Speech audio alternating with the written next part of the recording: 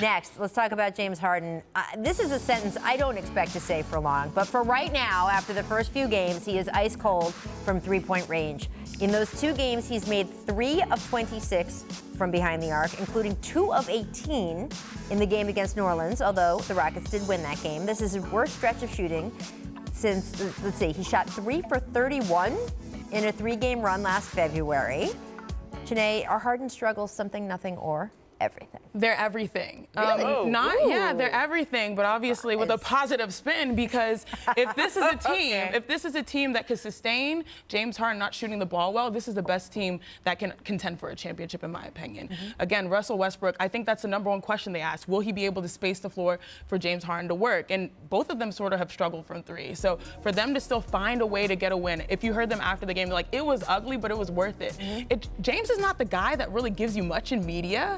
And the fact that he's like, oh, my beard, making jokes, like the bromance is real. So yeah, this is everything, because if they can sustain an off James Harden night, maybe that means they can sustain enough to win in the playoffs. I just can't get over that stat line from the other.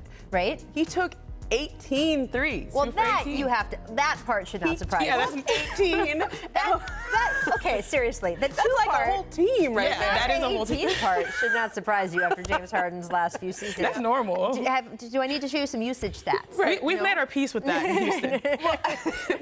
The thing about the Rockets that I've been impressed, I've been drawn more to Mike D'Antoni's quote from earlier in the week, where he said, we're the 6 seconds or less Rockets. Yes. And I think that is what you do to mitigate anything with threes, because he's never worried about how many threes they make or what percentage they make. It's about how many you take, because as long as they shoot 30%, as long as they take a certain number, and Mike always has a certain number in his head of like, as long as we take that many threes, we'll be all right. Yeah. Because 3 is greater than 2, and we all know that whole Rockets math. Yes. But for them to be the 6 seconds or less Rockets. Yeah. I mean, first of all, Jack McCallum can come and write another book, exactly. right? But that is a whole new dimension to their offense, because as we know, last year they were one of the slowest paced teams in the league. That's what happens when you add Russell Westbrook, man. Head of fire coming to the net.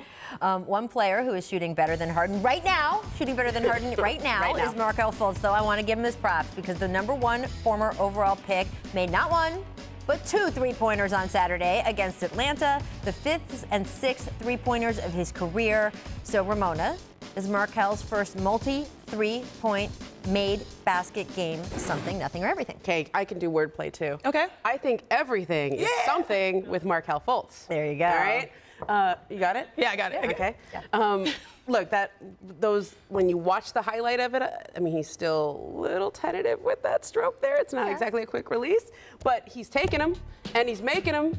So that is something when it comes to Markelle Fultz and his history of not taking or making much of anything. Here's what they count. They count it when it goes in the hoop. Amen. They don't count it how fast you get it off. As long as you are getting it over the defender, that's all that matters. And can we see those game shots again? Because, guys, the NBA is an extremely disrespectful place. Yes. No one was near him. Correct. No one was near him. And the fact that, hey, he caught the ball, check it out, no one near him. Oh, my gosh. Shot it in rhythm, no hitch, nothing. Everything, in my opinion. Again, another look. I don't know if I would say no hitch. No, it was slow. Let's talk about where, started from the bottom, now we're here. Right. Okay? So, like, okay. this is everything, because he's playing with confidence. I've loved the dunk he had in game 1. Like, this is the new version of Markelle Fultz we've been waiting for. Look, people who watch the show a lot know that when it comes to situations like this, like Dwight Howard, like Markelle Fultz, the thing I sort of say at the end of every highlight or low light that we show is, hey, people in the NBA want this person to succeed because it's a good story when someone struggles and then is able to come back and lift themselves up from it. It's a reason why we like sports. It's the reason we like our kids to like sports, right? To show them that example. I am really happy for Markelle Fultz, and I hope this continues. I don't need him to be perfect. I'm glad people are giving him room right now because it means that he can get some confidence under him. The NBA is a better place if more players are playing better, and that's just more fun for all of us. So I'm thrilled that he's doing well right now. We'll see if it continues.